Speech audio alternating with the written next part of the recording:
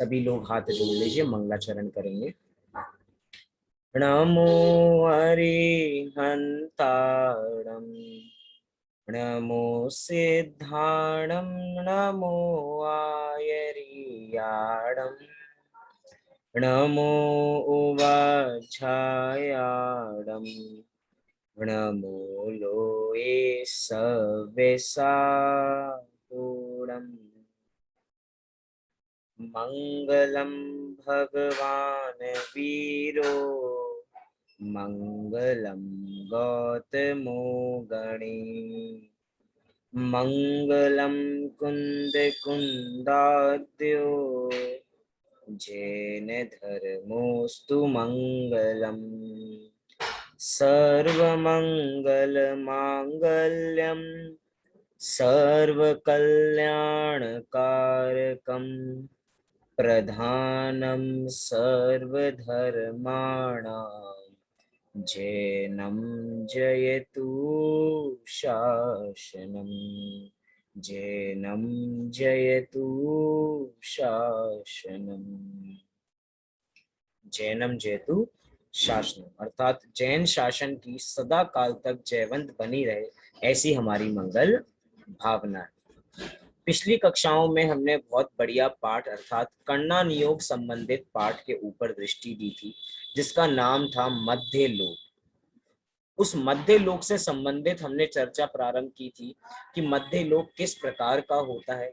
वो पाठ तो हमारा कण्णा नियोग संबंधित था, लेकिन आज का जो हमारा ये नवीन अर्थात नया पाठ हम जहां से अब प्रारंभ करने जा रहे हैं, बहुत सुंदर पाठ है।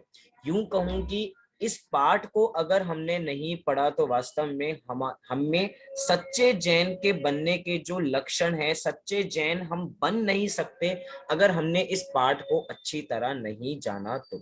मात्र जानने की ही बात नहीं है, इस पाठ को अंतरंग में उतारने वाली बात भी है, क्योंकि जो जिस पाठ की हम आज चर्चा करने जा रहे हैं वो हमारी अनादि की भूलों को मिटाने वाला है, क्योंकि हम सब अपनी अनादि की भूल को मिटाना ही चाहते हैं। क्योंकि अनादि की भूल जब तक नहीं मिटेगी तब तक कोई काम होने वाला नहीं। कौन है हमारी, कौन सी है हमारी अनादि की भूल? तो हम सभी को पता है कि मिथ्यात्व। आपको पीछे भी नजर आ रहा होगा, दो शब्द यहाँ पर लिखे हैं, अग्रहीत और ग्रहीत मिथ्यात्व। मैं अपनी पिक्चर बंद करूंगा तो शायद थोड़ा पूरा नजर आ जाए कि ग्रहीत और अग्रहीत मिथ्यात्व, इस प्रकार दो प्रकार के मिथ्यात्व की हम यहाँ पे चर्चा करने वाले हैं। पाठ हमारा ऐसा है, मिथ्यात्व। हमने बाल बोध की कक्षाओं में भी देखा होगा, मिथ्यात्व शब्द का उपयोग किया जाता है। हमारी हर चर्चा में हम यही कहते हैं कि हमें अपने मिथ्यात्व को नष्ट करना है। जब तक हमारी मिथ्यात्व नहीं जाएगा तब तक हमें सम्यक दर्शन प्रकट नहीं होगा। जिसको भी सम्यक दर्शन प्रकट करना हो वो मिथ्यात्व को अपने सबसे बड़ा शत्रु समझे और सबसे बड़ा शत्रु समझ के उसको त्याग कर देना चाहिए। आचार्य समंद्रभद्र देव रत्नगण शाफकाचार्य ग्रंथ में भी यही लिखते हैं कि अगर इस दुनिया में हमारा कोई मित्र है अर्थात हमारा हितैषी है तो वो सम्यक दर्शन है, और इस दुनिया में अगर हमारा सबसे बड़ा कोई दुश्मन है तो वो मिथ्यात्व ही है। क्या होता है ये मिथ्यात्व? मिथ्यात्व माने क्या? सरल शब्दों में तो कहा जाता है कि उल्टी मान्यता का नाम ही मिथ्यात्व है। अब ये उल्टी मान्यता क्या होती है? उल्टी मान्यता माने मिथ्यात्व, अर्थात जैसा वस्तु स्वरूप है वैसा उसके अनुरूप हमें स्वीकार नहीं होना, या जैसे हमें स्वीकार है वैसे वस्तु स्वरूप परिवर्तित नहीं होता। दो ही तो कारण है। देखिए, दो चीजें हैं, दो पॉइंट है। जैसी इस मिथ्या दृष्टि जीव की मान्यता है वैसा तो वस्तु स्वरूप नहीं होता, और जैसा वस्तु स्वरूप है वैसी इसकी मान्यता नहीं होती। मतलब वस्तु स्वरूप तो जीव को जीव कहता है, अजीव को अजीव कहता है, लेकिन ऐसी जो वस्तु स्थिति है उसको हम स्वीकार नहीं कर पाते और हम अजीव को जीव मानना प्रारंभ करने लग जाते हैं। और ये तो हुई उसकी मतलब सामने वाले की तरफ से, वस्तु स्थिति की तरफ से। और जैसी हमारी मान्यता है, हमारी मान्यता क्या है कि अजीव जीव है और जीव अजीव है, और हमारी मान्यता के अनुसार तो संसार चलता नहीं है, वस्तु स्थिति हमारी मान्यता के अनुसार चलती नहीं है।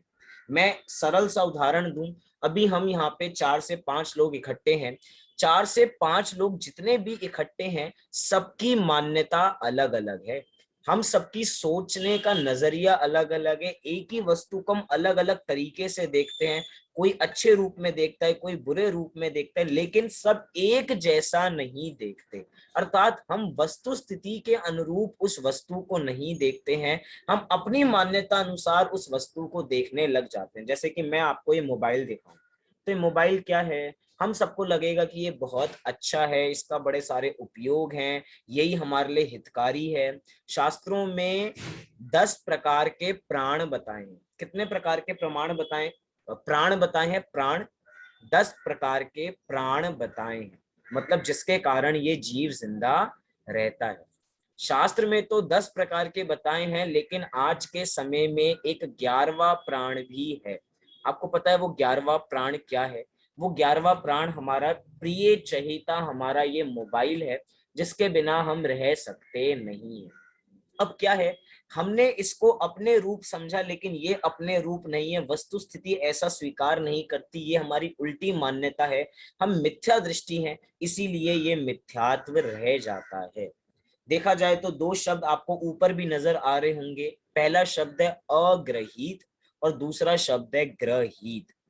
ग्रहित शब्द, ग्रह, ग्रह माने ग्रहण करने के अर्थ में इस शब्द का प्रयोग किया जा रहा है कि हमने कुछ ग्रहण कर रखा है, और एक शब्द आगे लगाया मतलब जो हमने ग्रहण तो नहीं किया, लेकिन अनादि काल से जो हमारे साथ चलता आ रहा है उसको कहा जाता है अग्रहित मिथ्या। जिसको हमने नया ग्रहण नहीं किया, जो अनादि काल से उल्टी मान्यता हमारी चलती आ रही है, वो अनादि काल की जो उल्टी मान्यता है वो है अग्रहित मिथ्यात्व। और जो दूसरा शब्द है ग्रहित मिथ्यात्व, जिसको हमने इस भव में नवीन अपनी मान्यता के अनुसार वस्तु स्थिति के विरुद्ध ग्रहण किया है, वो क्या है, वो है ग्रहीत मिथ्या। जो हमने नया नया ग्रहण किया, वैसी वस्तु स्थिति तो नहीं है, उसको हमने अपनी मान्यता के अनुसार ग्रहण किया है, उसे कहा जाता है ग्रहीत मिथ्या। हो सकता है इन सामान्य शब्दों से हम सब परिचित होंगे, लेकिन इन कक्षाओं में हम इनके थोड़े विशेष अर्थ भी जानने का प्रयास करेंगे। शब्द कहे थे अग्रहित, ये अग्रहित मिथ्यात्व क्या होता है, हमने तो सरल शब्दों में कह दिया कि जो अनादि काल से हो, जो अनादि काल से हमारी उल्टी मान्यता चलती आ रही हो, उसे अग्रहित मिथ्यात्व कहा जाता है। लेकिन कौन सी है ये मान्यता? कह रहे हैं कि अनादि काल से, जो अनादि काल से ऐसी कौन सी मान्यता है कि जैसे 7 तत्व हैं, हमने 7 तत्व को 7 तत्व नहीं समझा। अच्छा, क्या हमने 7 तत्व को 7 तत्व नहीं समझा? हाँ भैया, हमने 7 तत्व को 7 तत्व नहीं समझा। हमने आज तक शरीर को जीव माना है। जब भी हमें चोट लगती है, जब भी हमें बुखार होता है, जब भी हमारे कोई भी दिक्कत आती है, तो सबसे पहला वचन हमारे मुंह से यही निकलता है, अरे मुझे चोट लग गई, मेरे बुखार हो गया, मेरे सिर दर्द हो गया, मैं बहुत डिप्रेशन में हूँ। कौन है वास्तव में डिप्रेशन में? किसको है वास्तव में बुखार? किसके शरीर में दुखन हो रही है? कह रहे हैं शरीर तो मेरा है ही नहीं। ये सारी जो भूलें हैं वो कब की हैं? वो अनादि काल की भूल है कि हमने शरीर को अपने रूप अनुभव किया है, अर्थात हमने जीव अजीव तत्व संबंधी भूल की है, जीव को अजीव माना और अजीव को जीव माना है। क्या मेरी बात सब तक पहुंच रही है क्या? क्योंकि मात्र जितने भी लोग हैं उनमें से मात्र जयश्री जी ने वीडियो खोल रखी है, बाकी लोगों ने वीडियो बंद कर रखी है, तो मैं समझ नहीं पा रहा कि आगे मेरी बात पहुंच रही है या नहीं पहुंच रही है। बात पहुंच रही है क्या? जयवेश जी ने भी वीडियो बंद कर रखी है, मुझको नहीं पता कि वहां पर कौन है, मैंने आज तक देखा भी नहीं उनको, लेकिन मेरी बात बराबर पहुंचे तो हमारी बात सार्थक होगी भी, सामने ही बात ना पहुंचे तो बात करने का कोई मतलब रहता नहीं। चलिए बढ़िया है, सब लोग व्यवस्थित सुनेंगे, कोई भी आपको बीच में प्रॉब्लम हो, कोई शब्द समझ में ना आए, तो आप बराबर खुले होके वो प्रश्न हमसे पूछ सकते हैं। हम बात कर रहे हैं अग्रहित। हमने अनादि काल से क्या है कि ये जीव जिस पर्याय में जाता है ना, उस पर्याय में तन्मय हो जाता है, अर्थात अपने को पर्याय रूप ही अनुभव करने लग जाता है। बहुत मार्मिक शब्द है, ये जो हम जिस पर्याय में जाते हैं उसको अपने रूप मानने लग जाते हैं। मैं आप लोगों से आपकी उम्र पूछूं कि आप लोगों की उम्र क्या है, आप लोगों की एज क्या है, तो बताइए, सब अपने अपने मन में उत्तर दीजिए कि आप लोगों की एज क्या है। कोई बोलेगा मैं 40 साल, 50 साल, 60 साल, सब अपनी आयु ऐसे ही बताएंगे, मुझे गारंटीड है सबने अपने मन में यही उत्तर सोचा होगा। किसी ने भी ये उत्तर नहीं सोचा होगा कि मैं अनादि से हूं और अनंत काल तक रहने वाला हूं। नहीं सोचा था ना, हमने नहीं सोचा था। अच्छा, मैं आप लोगों से पूछता हूं, आप जिन लोगों ने वीडियो खोल रखी है, आप महिला हो या पुरुष हो, आप लेडीज हो या जेंट्स हो? आत्मा। आत्मा हो। तो चलो ठीक है, एक प्रश्न किया तो बाकी लोग चेत गए कि अब हमें उत्तर क्या देना है। लेकिन सबसे पहले तो हमारे मन में यही विचार आता, जब हमें कोई फॉर्म फिल करने के लिए दिया जाता है तो उसमें 2 ही ऑप्शन या 3 ऑप्शन आते हैं, तो हम मेल या फीमेल पे टिक कर देते हैं। ऐसा क्यों होता है? क्योंकि हम अपने को पर्याय रूप ही अनुभव करते हैं कि मैं महिला हूं, मैं पुरुष हूं, मैं बच्चा हूं, मैं वृद्ध हूं, मैं बालक हूं। हम इस रूप ही अपने को अनुभव कर रहे हैं। ये जितना भी हमारा अनुभव हो रहा है ये अनादि काल का है। क्या करें कि जिस पर्याय में जाते हैं उसी को अपना मानना प्रारंभ कर देते हैं। बोलो, हमारा रंग साफ है या थोड़ा गंदा है? हमारा जो फेस का कलर है, हमारी स्किन का जो कलर है, आप तो बहुत गोरे लग रहे हो। अब हाँ, हमें लगने लग जाता है हम बहुत गोरे लग रहे हैं, अरे बड़े मोटे हो गए हो, आजकल ज्यादा खाना पीना हो रहा है क्या, ज्यादा एक्सरसाइज नहीं हो रही? तो सारी इसकी बुद्धि जाती है शरीर पर, और शरीर से बुद्धि जाती है कि ये तो शरीर मेरा ही है। ये जो शरीर संबंधी मान्यता ये अपने को जोड़ता है, कह रहे हैं ये है अग्रहित। ये क्या है? ये अग्रहित है। मैं काला हूं, मैं गोरा हूं, मैं मोटा हूं, मैं पतला हूं, ये जितनी बातें चल रही हैं किसकी चल रही हैं? ये अग्रहित। इसको ही मतलब पर पदार्थ को ही अपने रूप अनुभव करता है। और आज की मिथ्या मान्यता नहीं है ये, इसकी अनादि काल की मिथ्या मान्यता है। चलो एक और सरल उदाहरण मैं आप लोगों को देता हूं, जिससे आपको ये बातें थोड़ी और स्पष्ट होने लगेंगी। हम सब लोग कपड़े खरीदने जाते हैं, नए नए कपड़े पहनते हैं, तो कहाँ से लेने जाते हैं? मॉल से लेने जाते हैं, बड़े बड़े शोरूम्स पे जाते हैं, बड़े बड़े ब्रांड्स पे जाते हैं, वहां से हम कपड़े खरीद कर लेकर आते हैं। लेकिन कपड़े खरीदने से पहले वहां पर एक ट्रायल रूम होता है जहां पे हम उन कपड़ों को ट्राई करने के लिए जाते हैं। ट्राई करने से पहले हम जब, क्योंकि हम अकेले शॉपिंग नहीं जाते हैं, हमारे परिवार वाले भी हमारे साथ जाते हैं, तो हम क्या, कपड़े को ट्राई करने से पहले हम अपने मुंह से ऐसे वचन निकालते हैं कि देखो ये कपड़ा कैसा लग रहा है, ये टॉप कैसा लग रहा है, ये जीन्स कैसी लग रही है, ये कपड़े कैसे लग रहे हैं। अभी तक ट्राई नहीं किए थे तो मुंह से ये कह रहे थे कि ये कपड़े कैसे लगते हैं, और जब कपड़ों को ट्रायल रूम में ट्राई कर कर आते हैं तो मुंह से क्या कहते हैं कि मैं कैसा लग रहा हूं, ये मैं कैसा लग रहा हूं। अब क्यों नहीं बोलते कि ये कपड़े कैसे लग रहे हैं?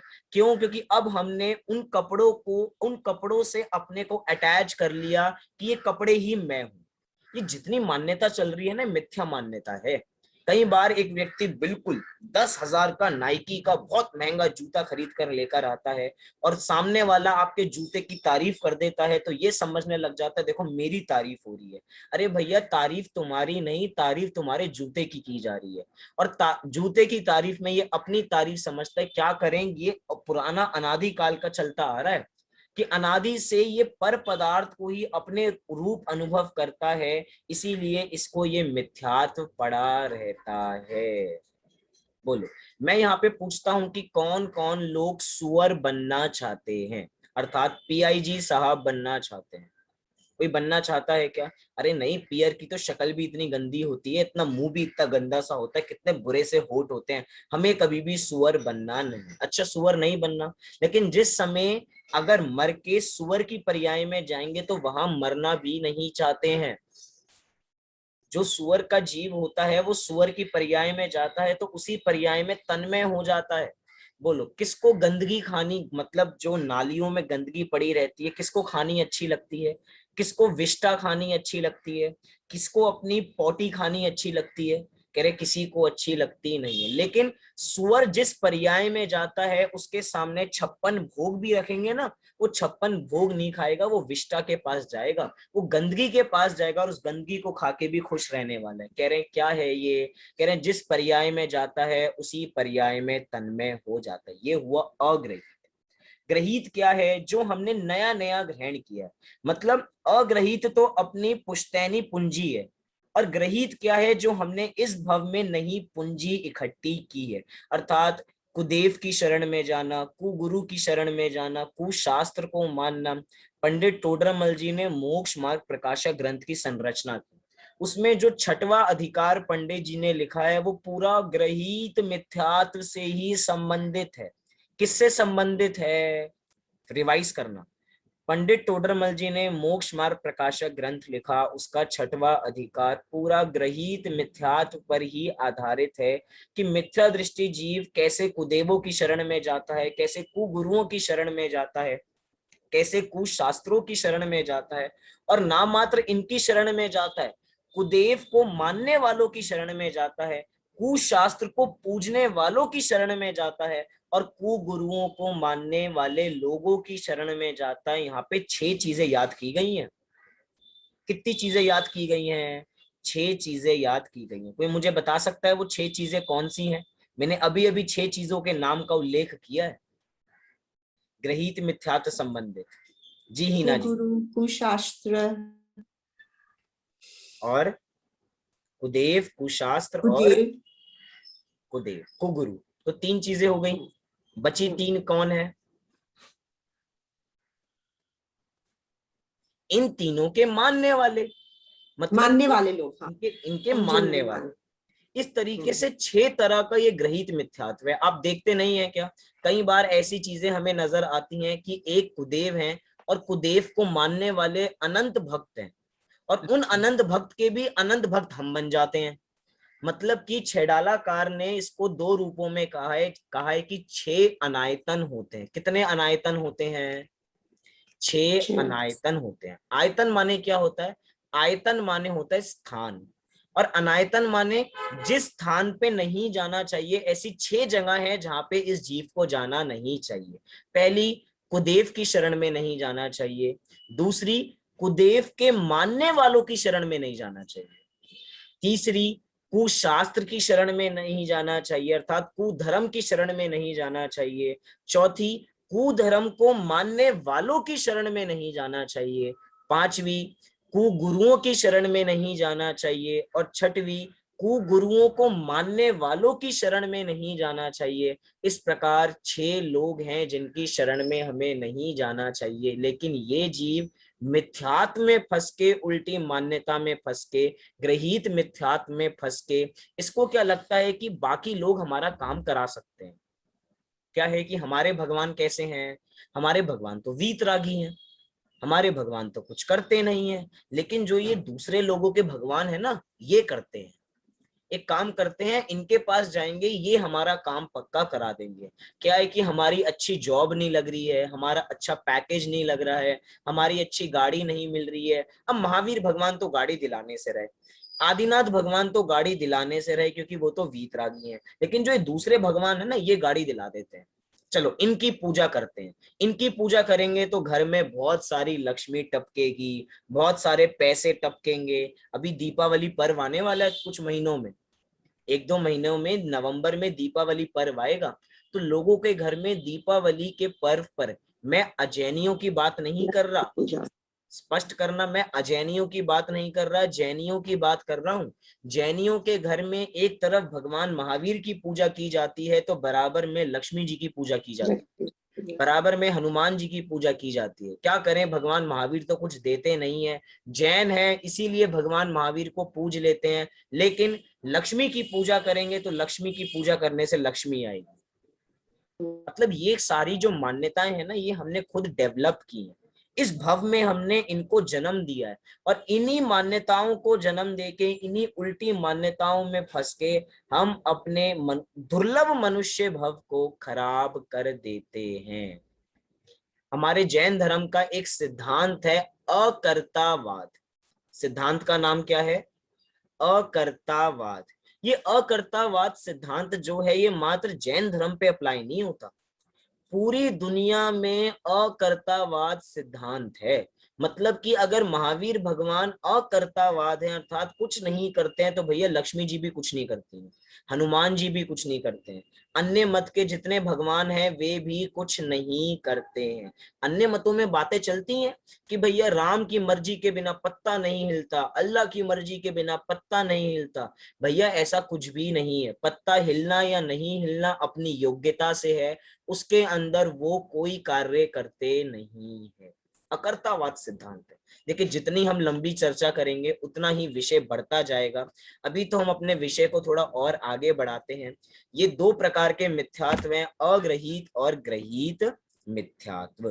देखिए अगर हमारा समय पूरा हो जाता है तो आप सभी लोग दोबारा इसी लिंक से दोबारा जुड़ जाइए, तो हम अपनी चर्चा वापसी कंटिन्यू करेंगे। देखिए आइए हम इधर थोड़ी अपनी चर्चा प्रारंभ करते हैं। हमारी चर्चा जिस ग्रंथ के आधार से चलने वाली है उस ग्रंथ का नाम है छह डाला। छह डाला जो लिखी गई है पंडित दौलत राम जी की एक अनुपम रचना है, जिसमें अंदर छह ढाल है। नाम से ही स्पष्ट होता है छह ढाल। ढाल माने क्या होता है? ढाल होती है जो हमें बचाने का काम करती है। ढाल होती है ना, जो लोग योद्धा लोग होते हैं जो लड़ाई करने जाते हैं तो एक हाथ में तलवार रखते हैं और एक हाथ में ढाल रखते हैं कि सामने वाला जो योद्धा है अगर वार करेगा तो ढाल से बचाएंगे, मतलब ढाल बचाने का काम करती है। पंडित दौलत राम जी ने छेडाला ग्रंथ की संरचना करके हमें ऐसा निशंक कर दिया है कि ये छह ढाल ऐसी हैं, ये हमें कर्मों से हमें बचाएंगी, कर्मों से हमारी सुरक्षा करेंगी ये छह ढाल। तो देखिए सबसे पहला ही प्रश्न यहाँ पे उपस्थित हो रहा है कि छेडाला में किसकी कथा है? क्या कहा? छेडाला में किसकी कथा है? अच्छा आप लोगों में से मैं प्रश्न पूछता हूं कि कितने लोगों ने छेडाला पढ़ी है? पहले हमें ये प्रश्न भी उपस्थित होना चाहिए, पता होना चाहिए। हीना जी ने पढ़ी है, जयश्री जी ने पढ़ी है क्या? जयश्री जी ने भी पढ़ी है, बहुत बढ़िया। अब प्रश्न ये है क्या छेडाला में कोई कथा भी है क्या?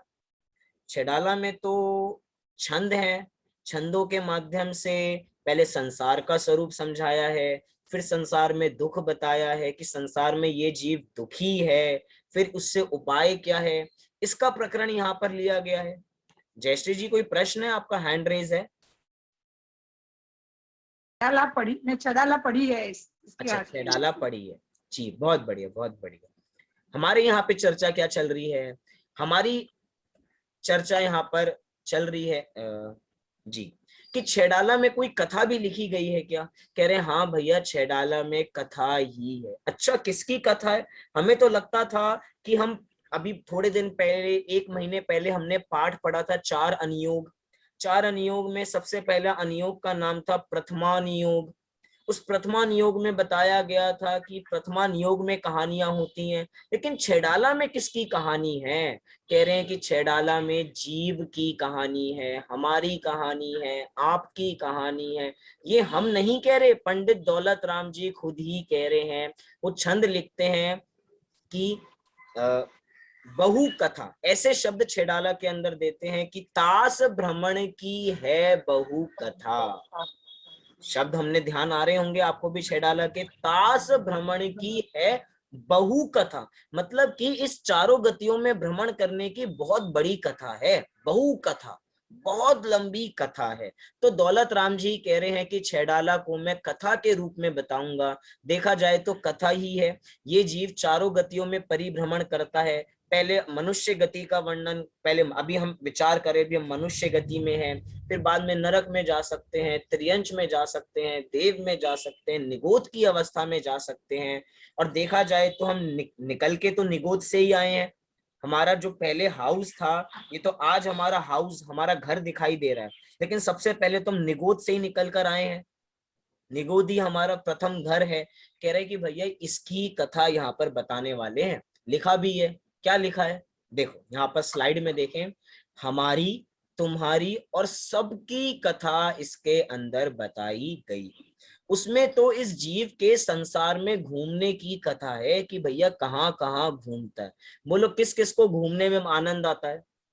कहीं आप लोग घूमने गए क्या इन दिनों में कहीं पर? मैं आप लोगों से पूछता हूँ, कोई घूमने गया क्या इन दिनों में? कहीं घूमने नहीं गए? कहीं तो गए होंगे, मार्केट घूमने गए होंगे, मॉल घूमने गए होंगे, या आउटडोर शॉपिंग करने गए होंगे, विंडो शॉपिंग करने गए होंगे, हाँ कहीं तो हाँ गए होंगे।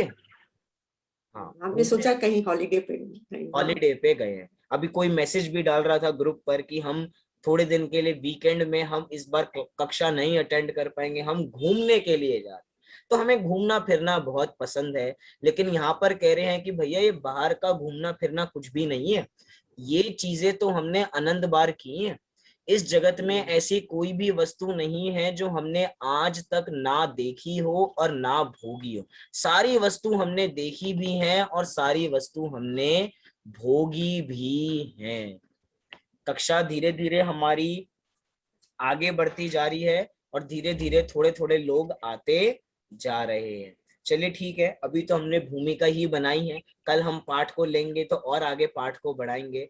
यहाँ पर कह रहे हैं कि उसमें तो इस जीव के संसार में घूमने की कथा है।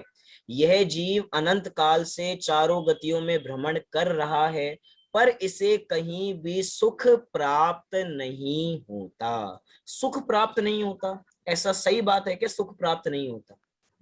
जयश्री जी, आप अभी अपने घर में आराम से बैठे हैं, आप सुखी हैं या दुखी हैं? हीना जी, आप अपने घर में आराम से बैठे हैं, आपके यहाँ कौन सा मौसम चल रहा है? ठंड का मौसम चल रहा है, गर्मियों का नहीं, मौसम चल ठंड रहा नहीं है अभी, तो फिर भी गर्मियां ही है, ऑटम आने वाला है। है? थोड़ी गर्मियां ही वहां पर बराबर चल रही हैं। तो आपको घर में अच्छा लग रहा है, बुरा लग रहा है? ठीक ही लग रहा है। ठीक लग रहा है।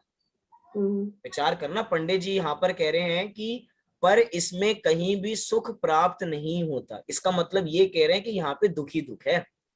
हम्म। संसार में हर जगह दुख ही दुख है। हमें तो हम्म। लग रहा है हम आराम से घर में बैठे हैं, बराबर गर्मियों का मौसम चल रहा है, हमारे यहाँ तो भयंकर गर्मी चल रही है। वैसे ही दिल्ली में रहते हैं तो दिल्ली में तो और भयंकर गर्मी चल रही है। तो दिल्ली में है तो बराबर एसी में बैठे हैं, खूब आनंद आ रहा है, खूब मजा आ रहा है, हमें तो संसार में आनंद लग रहा है। लेकिन यहाँ पर कह रहे हैं कि संसार में कहीं भी सुख नहीं है।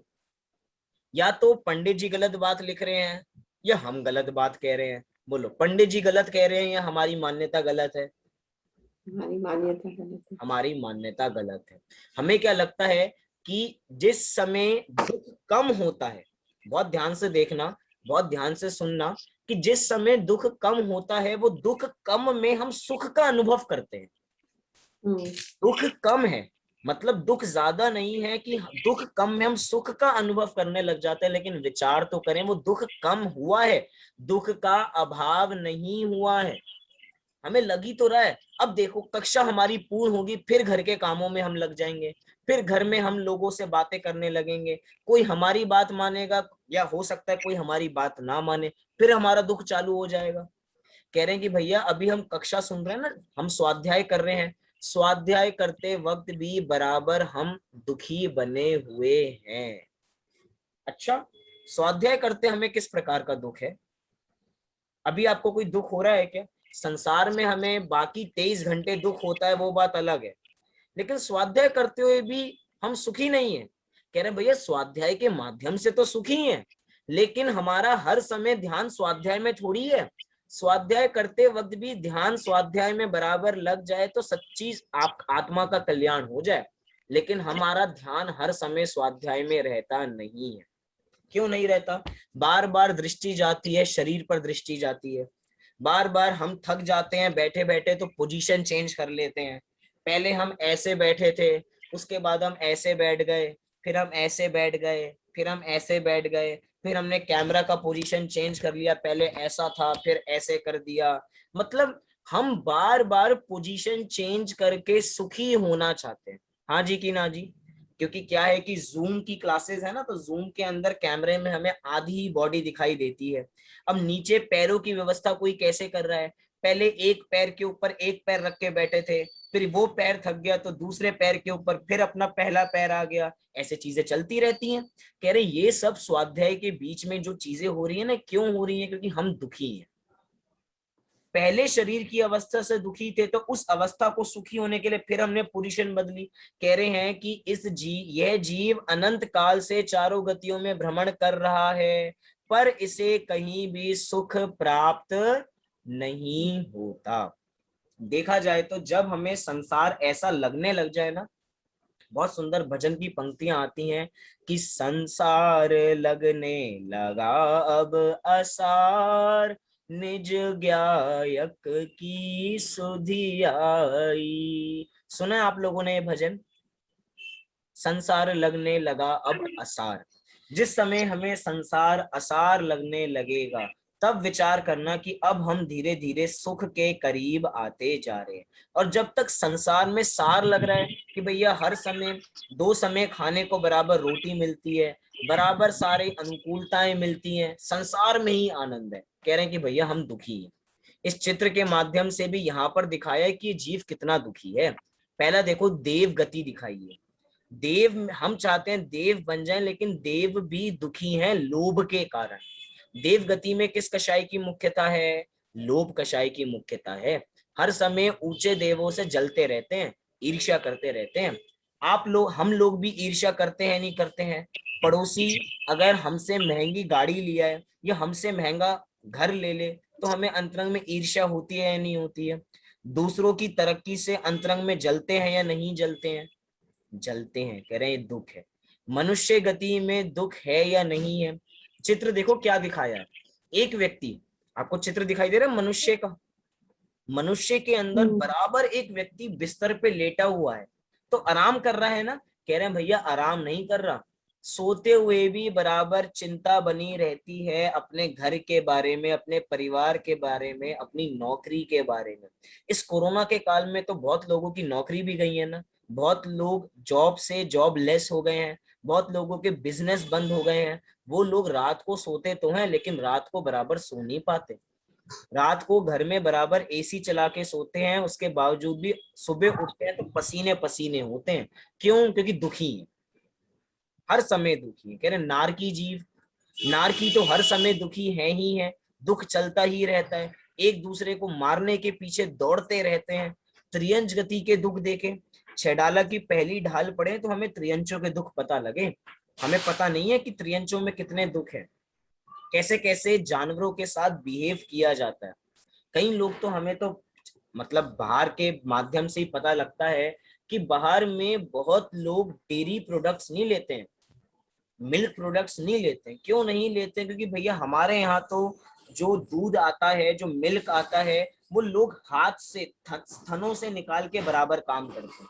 लेकिन विदेशों के अंदर कैसे कार्य किए जाते हैं? वहां पे स्तनों के अंदर मशीन लगाई जाती है और मशीनों के माध्यम से क्या किया जाता है, पूरे स्तनों को निचोड़ लिया जाता है कि अंतरंग में जहां पे दूध, मतलब भैंस के या गाय के स्टोर होता है, वहां पे एक बूंद भी खून बचता नहीं है, बराबर हालत खराब हो जाती है।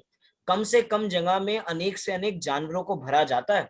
कह रहे कितना दुख है, जानवरों से कितना भार का वाहन कराया जाता है। वहां पे नहीं होता हो, लेकिन अपने भारत में तो बराबर जितनी उसमें शक्ति नहीं है उसके बावजूद भी उससे ज्यादा भार, वजन उसके साथ लेके जाया जाता है। कह रहे हैं चारों ही गति में बराबर दुखी हैं। और देखो एक तरफ दृश्य दिखाए मुनिराज का, मुनिराज के समीप आप देखोगे तो हर गति के जीव आपको देखने को मिलेंगे। एक एक देखो चित्र के अंदर देखो तो शेर भी बराबर नजर आ रहा है, खरगोश भी दिखाई दे रहा है, हाथी भी नजर आ रहा है। मतलब त्रियंच गति के जीव भी मुनिराज के पास आके खुश है, सुखी है। मनुष्य भी सुखी हैं। और जिस समय नारकी जीव भी, जिस समय तीर्थंकर का जन्म होता है, उस समय नरकों में भी कुछ समय के लिए तो शांति हो जाती है। आपको याद हो या ना हो, लेकिन जब हमने बेसिक 2 के अंदर, ये तो हम बेसिक 3 देख रहे हैं, बेसिक 2 के अंदर हमने पाठ पढ़ा था पंच कल्याणक, याद है? पंच कल्याणक पाठ के अंदर हमने चर्चाएं की थी जन्म कल्याणक के संदर्भ में कि जिस समय जन्म होता है भगवान का, तीर्थंकर का, उस समय नरकों में भी कुछ समय के लिए शांति हो जाती है। विचार करना चाहिए कि जिन धर्म के समीप जो भी आएगा उसको सुख की प्राप्ति अवश्य होगी ही होगी। देखिए आगे क्या कह रहे हैं, देखिए अब प्रश्न है कि यह संसार में क्यों घूम रहा है और किस कारण से दुखी है। दूसरी ढाल का आधार लेके, 6 डाला में 6 ढाल हैं, तो दूसरी ढाल के आधार से यहाँ पर कह रहे हैं कि ऐसे मिथ्यादृग ज्ञान चरण वश भ्रमत भरत दुख जन्म मरण। बहुत सुंदर छंद की लय भी ऐसे गाई जाती है, ऐसे मिथ्यादृग ज्ञान चरण वश भ्रमत भरत दुख जन्म मरण, ऐसे भी इसको पढ़ा जाता है। दूसरी ढाल के हिसाब से बताना चाहते हैं कि यह संसार में क्यों घूम रहा है, आखिर इसने क्या बुरा किया है, ऐसा इसकी क्या मान्यता है जो 84 लाख योनियों में परिभ्रमण कर रहा है।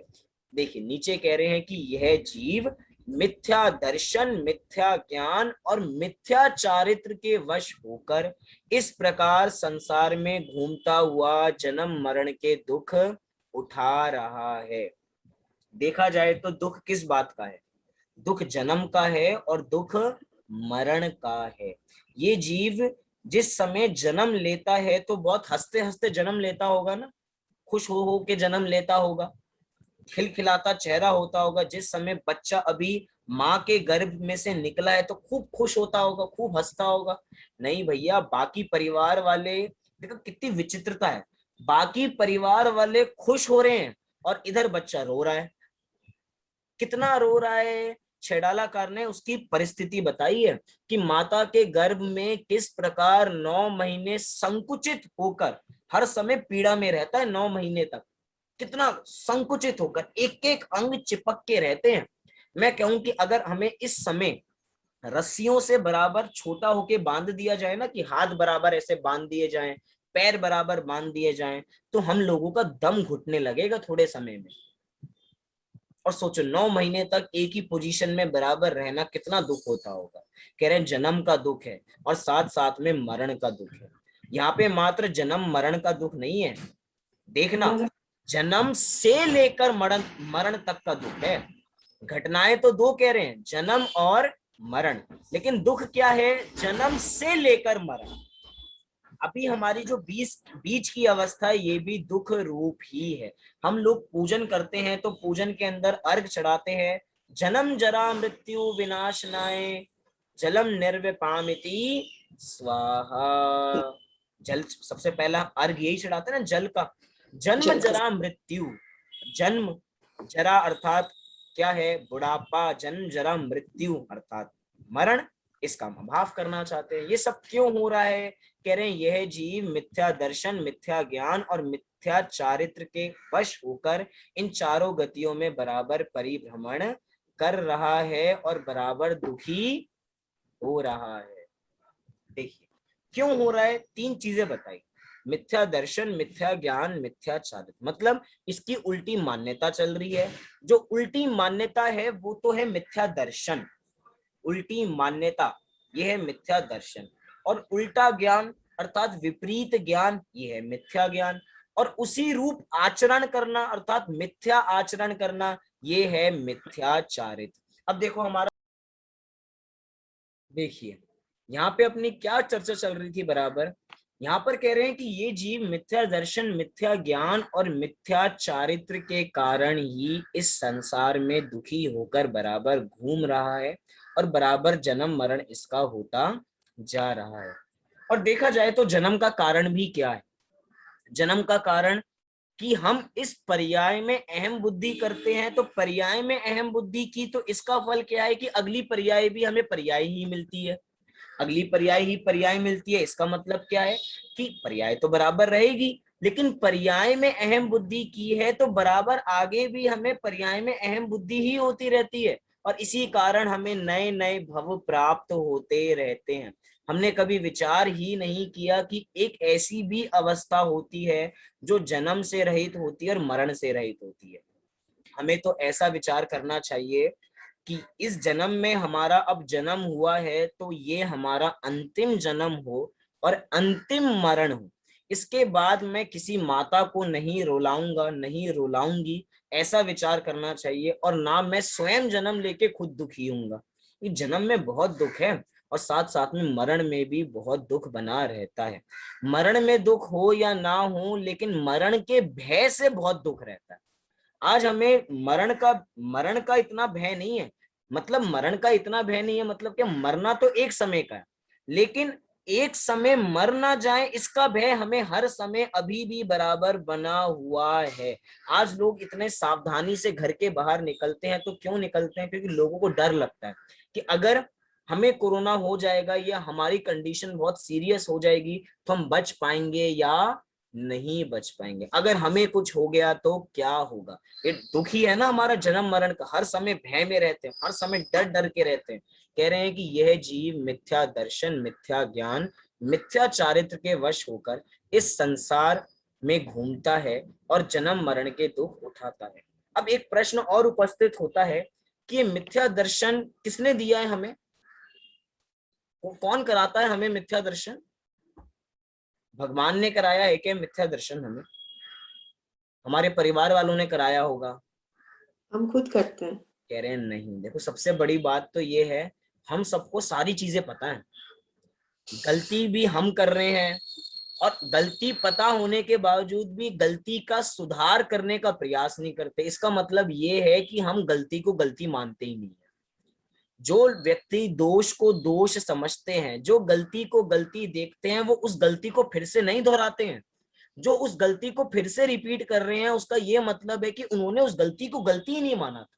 हमने संसार में जन्म और मरण को एक भूल समझा ही नहीं है, हमने उसको दुख समझा ही नहीं है, हमने तो उसको हर्ष का विषय देखा, हमने तो उसको सुखी, इससे हम सुखी होंगे, आज तक यही माना है। हमने कह तो दिया कि ये भूल मैंने स्वयं ने की है, लेकिन दिल पे हाथ रख के विचार करना, क्या हमारी ऐसी मान्यता भी है? हमारी ऐसी मान्यता नहीं है कि ये भूल हमने की है। ये दुख हम उठाते हैं। हमें तो संसार में खूब आनंद आ रहा है, जिसको बराबर 2 समय की रोटी मिल रही हो, सब कुछ बराबर अनुकूल व्यवस्थाएं मिल रही हो, वो दुखी का विचार ही नहीं करता। ऐसा हमें बराबर विचार करना चाहिए। यहाँ पर कह रहे हैं कि बहुत कह सकते हैं कि संसार में घूमता हुआ जन्म मरण के दुख उठा रहा है, और ये सारे दुख किसके कारण हो रहे हैं? अपने ही मिथ्यात्व के कारण हो रहे हैं। शायद हमने आपकी ही कक्षा में, शायद नहीं, आपकी कक्षा में नहीं, थोड़े दिन पहले हमने दूसरी कक्षाएं भी चलाई थी, जहां पे हमने आलोचना पाठ का अर्थ किया था। मतलब कि मैं सामने से मात्र आरंभ पाठशाला में दूसरी कक्षाएं भी चलती हैं, तो दूसरी कक्षाओं में हमने आलोचना पाठ का अर्थ किया था। वहां पे मिथ्यात्व के, मिथ्या दर्शन के 5 प्रकार के भेद किए थे: एकांत, विपरीत, विनय, संशय और अज्ञान। 5 प्रकार के मिथ्यात्व होते हैं। फिर से नाम दोहराता हूं, कौन कौन से? कौन कौन से? एकांत, एकांत, विपरीत, विपरीत, विनय, संशय और संचय और ज्ञान। 5 प्रकार के ये मिथ्यात्व होते हैं। इसी कारण ये जीव संसार में बराबर परिभ्रमण कर रहा है, और लेकिन इसको ये नहीं पता कि ये परिभ्रमण क्यों कर रहा है। देखिए आगे क्या कह रहे हैं, आगे भी बढ़ते हैं। जहां तक ये हमारी आज की अंतिम स्लाइड हम देखेंगे, उसके बाद अपने विषय को हम यहाँ पे बराबर पूर्ण करेंगे। यहाँ पे क्या कह रहे हैं कि इस मिथ्यात्व के चक्कर में हम कब से आ गए। सबसे बड़ी बात तो ये है, मैं आपसे पूछता हूं कि हमारी उल्टी मान्यता अर्थात ये मिथ्यात्व ज्यादा पावरफुल है या जीव की शक्तियां ज्यादा पावरफुल है?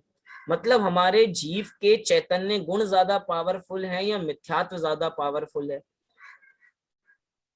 जीव के चैतन्य पे लग गुण। रहा होगा कि मिथ्यात्व ज्यादा पावरफुल है। सोचो, अनादि काल से उसने हमें पकड़ रखा है, लेकिन भैया मिथ्यात्व ने हमें नहीं पकड़ रखा, हमने मिथ्यात्व को पकड़ रखा है। अच्छा, हमने मिथ्यात्व को पकड़ रखा है, तो उससे छूटने का उपाय क्या करें? उस मिथ्यात्व को छोड़ दो। क्या करना है? मतलब कि अगर एक कमरे में सालों से अंधेरा हो, उस सालों से अंधेरे, मतलब अंधेरा है, बिल्कुल गुप्त अंधेरा है, उसमें उजाला प्रकाश करने में, मतलब रोशनी करने में कितना समय लगेगा? स्विच, कुछ नहीं, नहीं। Switch on end of. इतना समय कैसे लगेगा हीना जी? अनादि काल का है, कम से कम 50 सालों से वो कमरा बंद है, कोई जाता नहीं उसमें, खूब अंधेरा है, कम से कम 50 साल तो लगेंगे ना उजाला करने में। कह रहे नहीं, नहीं, 50 साल नहीं, एक समय लगेगा। बस दीपक जलाएंगे तो प्रकाश हो जाएगा, स्विच खोलेंगे, ऑन करेंगे तो प्रकाश हो जाएगा। चाहे मिथ्यात्व अनादि काल का क्यों ना हो, लेकिन जीव को जब जीव की खबर हो जाती है, तो अनादिकाल का मिथ्यात्व भी भागता हुआ नजर आता है, वो भी टिकने वाला नहीं है। ऐसा हमें बारंबार विचार करना चाहिए। यहाँ पे कह रहे हैं कि इस मिथ्यात्व के चक्कर में हम कब से आ गए, कह रहे हैं यह तो अनादि से है, जब से हम हैं तभी से यह है, पर हम इसे बाह्य कारणों से और पुष्ट करते रहते हैं। आपको पता है इन्हीं एक पंक्ति में दो प्रकार के मिथ्यात्व आ गए। कोई बता सकता है कि कौन सी पंक्ति में ग्रहित मिथ्यात्व के बारे में संकेत कर रहे हैं और कौन सी पंक्ति में अग्रहित मिथ्यात्व के बारे में संकेत कर रहे हैं? आप पंक्ति को बराबर देखिए, आप लोगों से पूछता हूं। बहुत सरल है, बहुत सरल।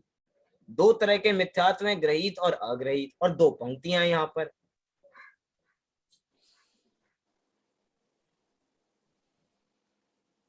अग्रहित बाह्य कारणों से है। अग्रहित बाह्य कारणों से है। जयश्री जी, आप इसकी सहमति देती हैं क्या कि जो हीना जी कह रही हैं वो सही है क्या? आप अपना माइक अनम्यूट कीजिए।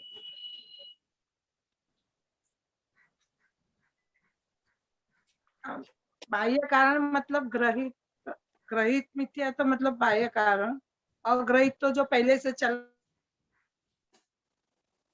जी, बहुत बढ़िया। पहले हीना से। जी, आपने बराबर सुना क्या? यहाँ पर कह रहे हैं, बहुत बढ़िया जयश्री जी, आपने बिल्कुल सही बताया। यहाँ पर कह रहे हैं कि यह तो अनादि से है, जब से हम हैं तभी से ये है, मतलब कि ये हमने ग्रहण नहीं किया, ये तो अनादि काल से चलता आ रहा है। और जो अनादि काल से मिथ्यात चल रहा है उसे कहा जाता है अग्रहीत मिथ्यात। क्या कहा जाता है? अग्रहीत। तो हमने ग्रहण नहीं किया, अनादि काल से चल रहा है। और आगे क्या कह रहे हैं? पर हम इसे कौन? हम इसे मतलब हम इसे कर रहे हैं। हम कर रहे हैं मतलब एक ग्रहित है, हमारे द्वारा ग्रहण किया हुआ है। इतनी मतलब कि इन तीन शब्दों से ही बातें स्पष्ट हो गई। पर हम इसे मतलब ग्रहित, हम इसे बाह्य कारणों से और पुष्ट कर रहे हैं, मतलब अनादि काल का मिथ्यात्व है, उसको कुदेव, कुधर्म, कुगुरु की शरण में जाके और इसको पुष्ट कर रहे हैं। यही तो है बाह्य कारण। कुदेव बाह्य कारण है, कुधर्म बाह्य कारण है, कुगुरु बाह्य कारण है, इनको मानने वाले बाह्य कारण है, और इनकी मान्यता में फंस के उस अग्रहित मिथ्यात्व को भी पुष्ट करते जा रहे हैं। मतलब ग्रहित मिथ्यात्व भी अग्रहित मिथ्यात्व को पुष्ट करने में सहायक बन रहा है। इसीलिए कह रहे हैं कि भैया किसी प्रकार का मिथ्यात्व हमें रखना नहीं है। सबसे बड़ी बात यह है कि जब हम मिथ्या दृष्टि से सम्यक दृष्टि होंगे तो ऐसा नहीं होगा कि पहले एक मिथ्यात्व जाएगा फिर दूसरा मिथ्यात्व जाएगा। जाएंगे तो दोनों एक साथ जाएंगे, ग्रहित भी चला जाएगा और अग्रहित मिथ्यात्व भी चला जाएगा। तो किसकी देर है? मात्र श्रद्धान बदलने की देर है, मिथ्यात्व से सम्यक की ओर दृष्टि करने की देर है। जैसे ही हम ये मिथ्यात्व का चश्मा उतार देंगे तो क्या हो जाएगा? हमें सम्यक हो जाएगा। आजकल लोगों के फैशन में होते हैं ना, गॉगल्स होते हैं, बहुत बढ़िया बढ़िया गॉगल्स आते हैं। हम लोग धूप में जाते हैं तो गॉगल्स लगाते हैं, तो गॉगल्स लगाते हैं, बहुत बढ़िया सन ग्लासेस लगाते हैं। तो सन ग्लासेस के जो ग्लास होते हैं उनका कलर क्या होता है? सबके अलग अलग कलर होते हैं। तो उस सन ग्लास को लगा के हमें बाहर की दुनिया कैसी नजर आती है? जो कलर उस सन ग्लास का होता है। जैसे कि अगर थोड़ा लाइट ऑरेंज कलर के सन ग्लासेस हैं तो हमें पूरी दुनिया ऑरेंज ऑरेंज नजर आती है। थोड़ा लाइट येलो कलर के सन ग्लासेस हैं तो हमें पूरी दुनिया कैसी नजर आती है? येलो येलो नजर आती है। लेकिन अगर देखा जाए तो क्या दुनिया येलो हो गई है क्या? अच्छा, ऑरेंज कलर का चश्मा लगाया है या ब्लैक शेड्स लगाए हैं तो पूरी दुनिया ब्लैक ब्लैक हो गई है क्या? कह रहे हैं नहीं।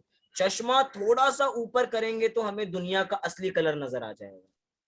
जिन लोगों को पीलिया की बीमारी हो जाती है उनको पूरी दुनिया पीली पीली नजर आने लग जाती है, लेकिन दुनिया पीली होती नहीं है। और जैसे ही पीलिया दूर होता है, जैसे ही वो सन ग्लासेस हटाते हैं तो उनको ओरिजिनल कलर नजर आने लग जाते हैं। कह रहे हैं ऐसे ही हम मिथ्यात्व का चश्मा उतार दें, मिथ्यात्व का चश्मा उतारेंगे तो हमें वस्तु स्थिति बिल्कुल क्लियर हो जाएगी। जैसी वस्तु स्थिति है वैसी ही हमें दिखाई देने लग जाएगी। तो यहाँ पर कह रहे हैं कि ये कब से है, अनादि काल से है, और हम इसे बाह्य कारणों से पुष्ट करते रहते हैं। किसे? मिथ्यात्व, अर्थात हमारी उल्टी मान्यता को। सबसे बड़ी बात है, इस उल्टी मान्यता को दूर करने के लिए कोई बाहर से आने वाला नहीं है। इस उल्टी मान्यता को उत्पन्न अगर हमने किया है तो दूर भी हम ही करेंगे। कोई और पुरुषार्थ करके इसको दूर करे, ऐसा संभव नहीं है। तो ऐसी ही हमारा विचार है कि हम शीघ्र अतिशीघ्र ग्रहित और अग्रहित मिथ्यात्व को छोड़ें और सम्यक की ओर उन्मुख होकर सम्यक को प्राप्त करें। इसी मंगल भावना से हम इस पाठ के इस पहले पाठ को यहाँ पर पूर्ण करते हैं। कल हम आगे का पाठ और जानेंगे। बहुत विशेष ध्यान देना कि आज जितना हमने आज की डेट में पाठ देखा है, ये तो मात्र सामान्य ट्रेलर है, क्योंकि अभी तो हमने ग्रहित अग्रहित के बारे में विशेष कुछ जाना ही नहीं है। कल की कक्षा इससे भी ज्यादा इंपॉर्टेंट है, जिसके अंदर हम मूल में जाके देखेंगे कि हमें किस किस प्रकार की मान्यताएं हमारे अंतरंग में बैठी होती हैं, जो हमारे संसार आगे तक ले जाती हैं। इसीलिए आज की कक्षा मतलब कल की कक्षा हमें बराबर अटेंड करनी है। आज लोग, क्योंकि आज 15 मिनट थोड़ी देरी से कक्षा थी, 1:15 से थी, बहुत कम लोग शुरू में इकट्ठे हुए थे। कम से कम हमारे 10 मिनट तक तो कोई था ही नहीं। मुझे लग रहा था कि मैं ही हूँ, मैं ही अकेले कक्षा पूरी कर देता हूँ, लेकिन धीरे धीरे लोग आए। मैं आप लोगों से कहूंगा कि हम सब समय से जुड़े। कल की कक्षा का समय हमारा 12 बजे रहेगा, सैटरडे को 1 बजे और संडे को 12 बजे। तो हम 12 बजे कल मिलते हैं और इस पाठ को हम अगली कक्षा में पूर्ण करेंगे। अभी सभी लोग 9 बार नमोकार मंत्र का पाठ